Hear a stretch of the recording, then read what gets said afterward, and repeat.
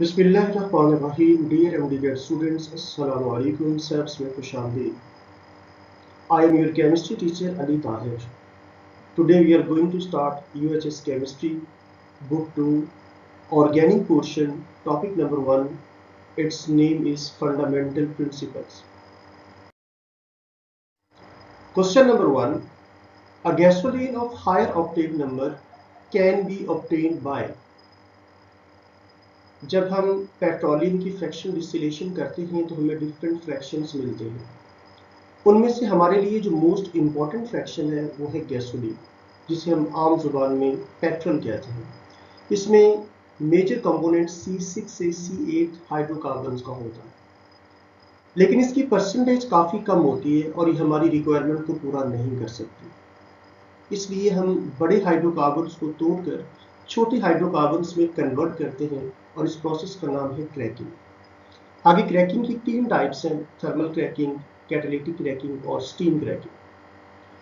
अगर हम चाहते हैं कि गैसोलीन की क्वालिटी अच्छी हो तो गैसोलीन की फ्यूल क्वालिटी डिपेंड करती है उसके ऑक्टेन नंबर पर. ऑक्टेन नंबर जितना ज़्यादा होता है फ्यूल उतनी अच्छी क्वालिटी का होता है और इंजन के अंदर नॉकिंग उतनी कम होती है. तो अच्छी क्वालिटी का फ्यूल बनाने के लिए, यानी ज़्यादा ऑक्टेन नंबर का फ्यूल बनाने के लिए जो हम प्रोसेस यूज़ करते हैं क्रैकिंग का, उसका नाम है कैटालिटिक क्रैकिंग. कैटालिटिक क्रैकिंग में जो कैटलिस्ट यूज़ किया जाता है वो एल्यूमिना और सिलिका है. इसमें थर्मल क्रैकिंग के मुकाबले में हमें टेम्परेचर और प्रेशर कम चाहिए होता है, यानी टेम्परेचर चाहिए सिर्फ 500 डिग्री सेल्सियस और प्रेशर 280 m. तो right option must B delta, catalytic cracking.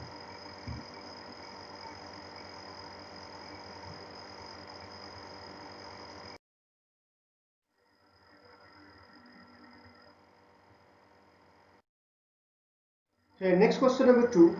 Select one which is alcohol. बहुत सिंपल क्वेश्चन है.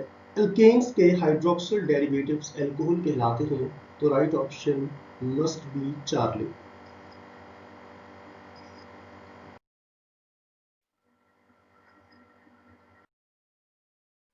Next question number 3. Ethyl molecule is formed when 2 carbon atoms join together to form a sigma bond only. हमसे पूछा गया है कि जब ethyne का molecule बनता है तो 2 कार्बन एटम के दरमियान जो सिग्मा बॉन्ड बनता है वो कौन से ऑर्बिटल्स की ओवरलैपिंग से बनता है. तो पहले हम इथाइन के मॉलिक्यूल का स्ट्रक्चर स्टडी कर लेते हैं. इथाइन में कार्बन की हाइब्रिडाइजेशन sp2 होती है और ये दो जो sp2 हाइब्रिड ऑर्बिटल्स हैं इनकी ज्योमेट्री लीनियर होती है. यहाँ पे हाइड्रोजन का s इस कार्बन के sp2 के साथ हेड टू हेड ओवरलैपिंग से सिग्मा बॉन्ड बना रहा है, यानी ये ओवरलैपिंग हो रही है ssp, हाइड्रोजन का s कार्बन का sp. सेम ऐसे इधर हो रहा है ssp हाइब्रिडाइजेशन, सिग्मा बॉन्ड बन रहा है. लेकिन यहाँ पे दोनों कार्बन के sp head to head overlapping से सिग्मा बॉन्ड बना रहे हैं. तो 2 कार्बन के दरमियान ओवरलैपिंग हो रही है sp और कार्बन हाइड्रोजन के दरमियान sps ओवरलैपिंग हो रही है. बाकी जो 2 अनहाइब्रिड ऑर्बिटल्स हैं जो हाइब्रिडाइजेशन में पार्टिसिपेट नहीं करते वो पैरेलल ओवरलैपिंग करके 2 पाई बॉन्ड्स बनाते हैं.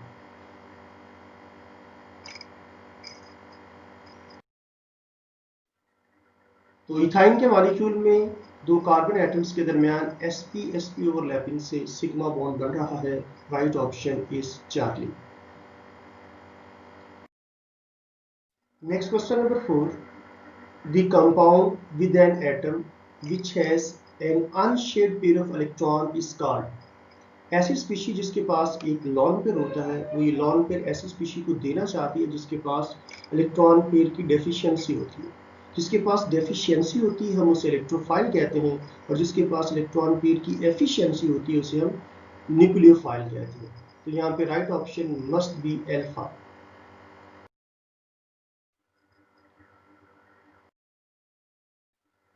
Next question number 5. 1 chloropropane and 2 chloropropane are isomers of each other. The type of isomerism. ये मैंने स्ट्रक्चर दिखाया हुआ है, ये 1 क्लोरोप्रोपेन है और ये 2 क्लोरोप्रोपेन. तो ये दोनों एक दूसरे के आइसोमर्स हैं. ऐसे आइसोमर जिसमें फंक्शनल ग्रुप की पोजीशन वेरी करती है, इन्हें पोजिशनल आइसोमर्स कहा जाता है? Right option beta, positional isomers. Next question number 6. Ethene on polymerization gives the product polyethene. This reaction may be called as। मैं आपको एडिशन पॉलीमराइजेशन के बारे में थोड़ा सा डिटेल से बता दूं। ये हमारे पास एक मोनोमर है इथीन का, जिसमें कार्बन कार्बन के दरमियान डबल बॉन्ड है। ऐसे बहुत सारे मोनोमर्स पड़े हैं। जब ये आपस में मिलेंगे तो ये पाई बॉन्ड टूटेगा, इधर से ये पाई बॉन्ड टूटेगा, तो यहाँ पे एक नया बॉन्ड बन जाएगा। ऐसा ही यहाँ पे होगा, ऐसा इधर होगा। तो इस तरह मॉलिक्यूल्स आपस में ऐड होते जाएंगे। इस किस्म की पॉलीमराइजेशन को हम कहते हैं एडिशन पॉलीमराइजेशन। इन एडिशन पॉलीमराइजेशन में पाई बॉन्ड में टूटना है और सिग्मा बॉन्ड में कन्वर्ट होना है। कोई बाई प्रोडक्ट नहीं बनेगा, सिंपली मॉलिक्यूल्स ऐड होते जाएंगे। एक बात मैं और बता दूं, यहाँ पे कार्बन ने एक पाई बॉन्ड बनाया है। जब भी कार्बन एक पाई बॉन्ड बनाता है तो उसकी हाइब्रिडाइजेशन sp2 होती है और ज्योमेट्री ट्राइएंगुलर प्लेनर होती है। लेकिन जब ये पॉलीमर बन जाता है तो यहाँ पे कार्बन ने सारे सिंगल बॉन्ड बनाए, और जब भी कार्बन 4 सिंगल बॉन्ड बनाता है तो इसकी हाइब्रिडाइजेशन sp3 होती है और ज्योमेट्री टेट्राहेड्रल। तो इसकी ज्योमेट्री टेट्राहेड्रल sp3 हाइब्रिडाइजेशन, और इसकी ज्योमेट्री ट्राइएंगुलर प्लेनर है और हाइब्रिडाइजेशन sp2 है। एक और बात, यहाँ पे कोई भी ग्रुप अटैच हो सकता है। यहाँ पे ग्रुप चेंज होते जाएंगे, लेकिन एडिशन पॉलीमराइजेशन में हमेशा कार्बन कार्बन का पाई बॉन्ड टूट के सिग्मा बॉन्ड में कन्वर्ट होता जाएगा। जैसा कि नेक्स्ट एग्जाम्पल, इसमें एक हाइड्रोजन की जगह पे साइनाइड ग्रुप आ गया और यहाँ पे फिनाइल ग्रुप आ गया, तो ये नाम है प्रोपेन नाइट्राइल। ये ग्रुप वैसे ही साथ अटैच रहेगा, इसलिए रिएक्शन में पार्टिसिपेट नहीं करना। रिएक्शन में सिर्फ कार्बन कार्बन का पाई बॉन्ड ही टूटेगा, जैसे इथीन में टूट रहा था। और यहाँ पे फिनाइल ग्रुप है, यहाँ भी कार्बन कार्बन का बॉन्ड टूटेगा, इसे हम आम जुबान में स्टाइरीन कहते हैं, और नया बनने वाला पॉलीमर पॉलीस्टाइरीन कहलाता है। और ये सारी एडिशन पॉलीमराइजेशन की एग्जांपल्स हैं। Right option is alpha. Next question number 7. In the following which one is free radical? हम जानते हैं ऐसी स्पीशी जिसके पास अनपेड इलेक्ट्रॉन होता है उसे फ्री रेडिकल कहते हैं। Right option must B delta.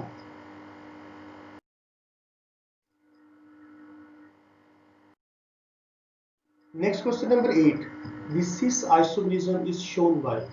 इस चैप्टर में जो सबसे ज्यादा क्वेश्चंस पूछे गए हैं वो सिस ट्रांस आइसोमरिज्म से, या न्यूक्लियोफाइल और इलेक्ट्रोफाइल के बारे में। इसलिए मैं सिस ट्रांस आइसोमरिज्म के बारे में थोड़ा सा इंट्रोडक्शन दे दूं। इसकी दो कंडीशन है। सिस ट्रांस आइसोमरिज्म तभी कोई कंपाउंड शो करेगा अगर कार्बन कार्बन के दरमियान डबल बॉन्ड, और डबल बॉन्डेड कार्बन एटम ने बाकी जो दो बॉन्ड बनाने हैं जिन एटम या ग्रुप ऑफ एटम के साथ, वो दोनों डिफरेंट होने चाहिए, तभी सिस ट्रांस आइसोमरिज्म शो करेगा कोई कंपाउंड। और अगर दो एक जैसे ग्रुप्स ऑपोजिट साइड पे हो तो हम इसे ट्रांस कहते हैं, जैसा कि ये है। और अगर सिमिलर ग्रुप सेम साइड पे हो तो हम उसे सिस कहते हैं। तो ये वाला सिस है और ये ट्रांस है। हमसे सिस के बारे में पूछा गया है, तो right option must be Charlie.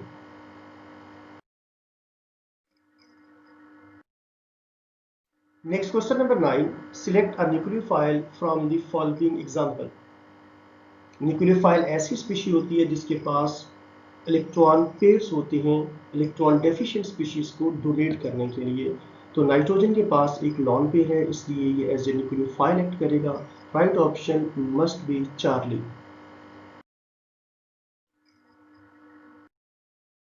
Next question number 10. Which one of the following pair of compound is cis and trans isomerism of each other? Again cis trans isomerism का क्वेश्चन आ गया। तो ये दो कंपाउंड ऐसे हैं जिनके मोलेकुलर फार्मूला सेम है, लेकिन दोनों अल्काइल ग्रुप इसके सेम साइड पे हैं, हाइड्रोजन सेम साइड पे है, तो ये सिस है। और इधर अल्काइल ग्रुप और हाइड्रोजन ऑपोजिट साइड पे है, तो ये ट्रांस है। तो right option must be alpha.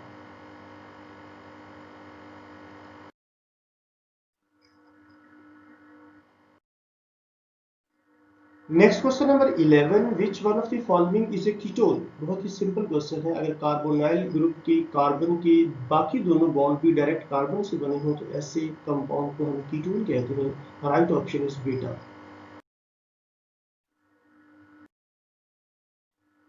Next question number 12. The given three hydrocarbons are. ये सारे हाइड्रोकार्बन्स हैं और इन सब में बेंजीन रिंग्स पाए जाते हैं, इसलिए ये सारे एरोमेटिक हाइड्रोकार्बन्स हैं। Right option must B beta. Next question number 13. The structural formula of 2,3,4 trimethyl pentane is बहुत ही सिंपल क्वेश्चन है। अल्फा ए ऑप्शन ही ठीक है। सेकंड, थर्ड और फोर्थ कार्बन के साथ 3 मिथाइल ग्रुप्स अटैच हैं, तो इसका नाम होगा 2,3,4 trimethyl pentane. Right option is alpha.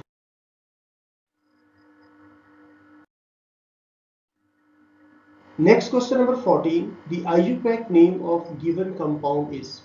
यहाँ देखें, फर्स्ट कार्बन के साथ क्लोरीन अटैच है, सेकंड के साथ मिथाइल है, तो नाम होगा 1 chloro 2 methyl. Total carbon atom की तादाद 3 है, तो इसे प्रोपेन कहेंगे। तो कंप्लीट नाम है 1 chloro 2 methyl propane. 1 chloro 2 methyl propane. Right option must be alpha.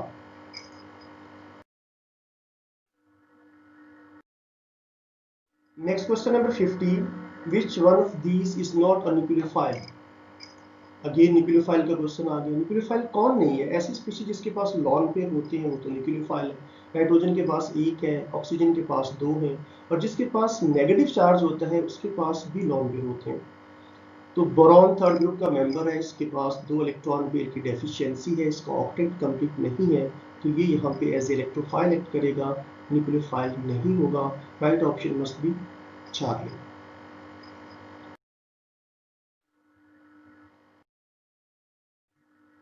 Next question number 16. Which one of the following pairs can be cis trans isomers to each other?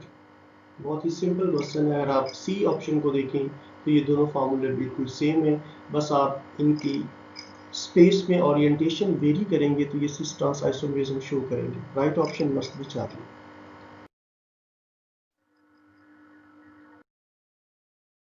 Next question number 17. Skeletal formula of an organic compound is given below.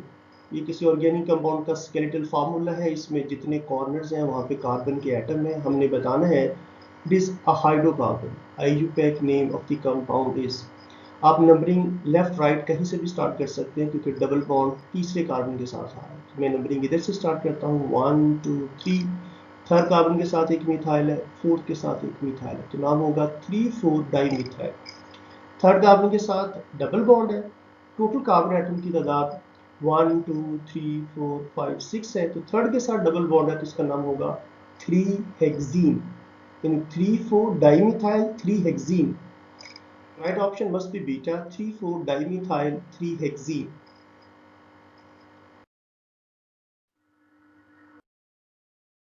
Next question number 18. Which one of the following is used as typical catalyst for catalytic cracking?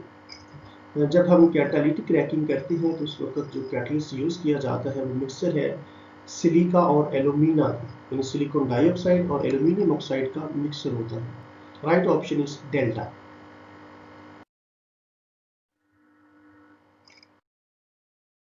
Next question number 19. The type of structural isomerism which arises due to the difference in the nature of carbon chain or carbon skeleton is. अगर carbon chain या skeleton के change होने से जो isomers बनते हैं उन्हें हम कहते हैं चेन आइसोमरिज्म। उन आइसोमर्स को हम कहते हैं चेन आइसोमर्स और ये फिनोमिनन कहलाता है chain isomerism. Right option must be alpha.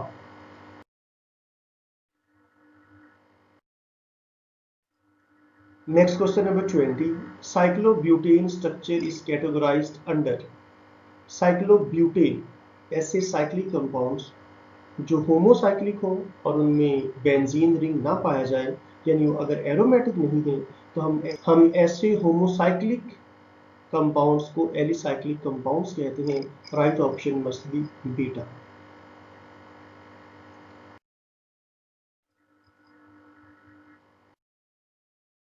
Next question number 21.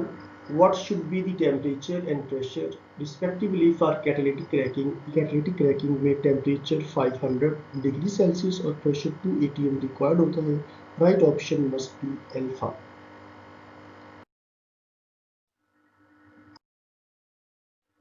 Next question number 22, among the following which one is nucleophile. Again nucleophile का क्वेश्चन आ गया है। तो ऐसी स्पीशीज जिसके पास लॉन पेयर होंगे वो न्यूक्लियोफाइल है, और मैंने आपको पहले बताया जिस पे नेगेटिव चार्ज होगा उसके पास जरूर लॉन पेयर होंगे। Right option must B beta.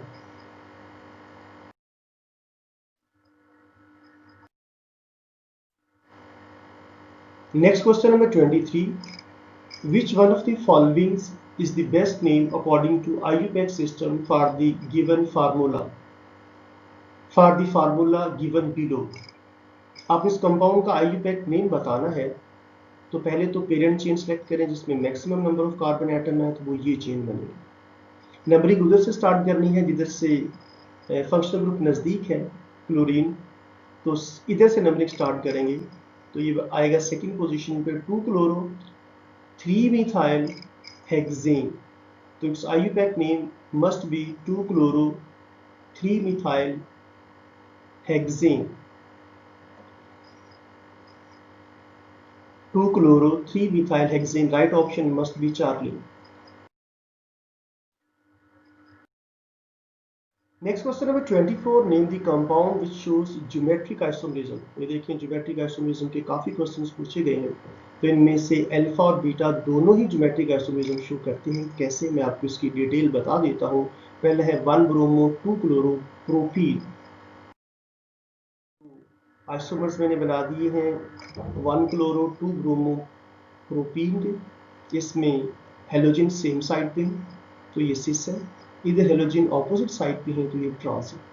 तो ये सिस ट्रांस आइसोमरिज्म शो कर रहा है। दूसरी ऑप्शन थी 2 पेंटीन की। ये 2 पेंटीन के सिस ट्रांस आइसोमर्स हैं जिनमें 2 हाइड्रोजन सेम साइड पे हैं, दोनों अल्काइल सेम साइड पे हैं, तो ये सिस 2 पेंटीन है। यहाँ पे सेम ग्रुप्स ऑपोजिट साइड पे हैं तो ये ट्रांस 2 पेंटीन है। इससे हमें पता चला कि अल्फा और बीटा दोनों ऑप्शन ठीक है, लेकिन हमारा राइट ऑप्शन है delta, both A and B. Next question number 25, which one is a functional group of carboxylic acid. बहुत ही आसान क्वेश्चन है, हमने बताना है कि इनमें से कौन सा फंक्शनल ग्रुप कार्बोक्सिलिक एसिड का है। तो COOH ये कार्बोक्सिलिक एसिड का फंक्शनल ग्रुप है जिसे हम कार्बोक्सिलिक ग्रुप कहते हैं। Right option must be alpha.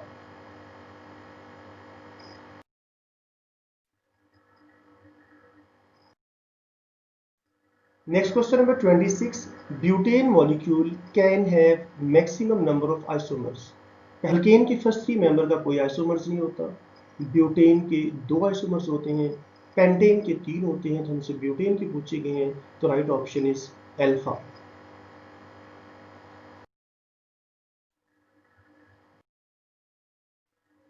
Dear student, ये था ऑर्गेनिक केमिस्ट्री का टॉपिक नंबर 1। अगर आपको ये लेक्चर पसंद आ रहे हैं तो आप इस वीडियो को लाइक करके अपने फ्रेंड्स और क्लास फेलोज के साथ शेयर करें जो MD कैट या FSC की तैयारी कर रहे हैं, ताकि उन्हें आइडिया हो सके कि पेपर में किस किस्म के क्वेश्चन पूछे जाते हैं। अगर आपने अभी तक ये चैनल सब्सक्राइब नहीं किया तो इसे सब्सक्राइब करके बेल आइकन को प्रेस कर दें, ताकि जैसे ही नए लेक्चर्स अपलोड हों आपको उसकी नोटिफिकेशन मिलती रहे। आपका बहुत शुक्रिया। अल्लाह हाफिज़।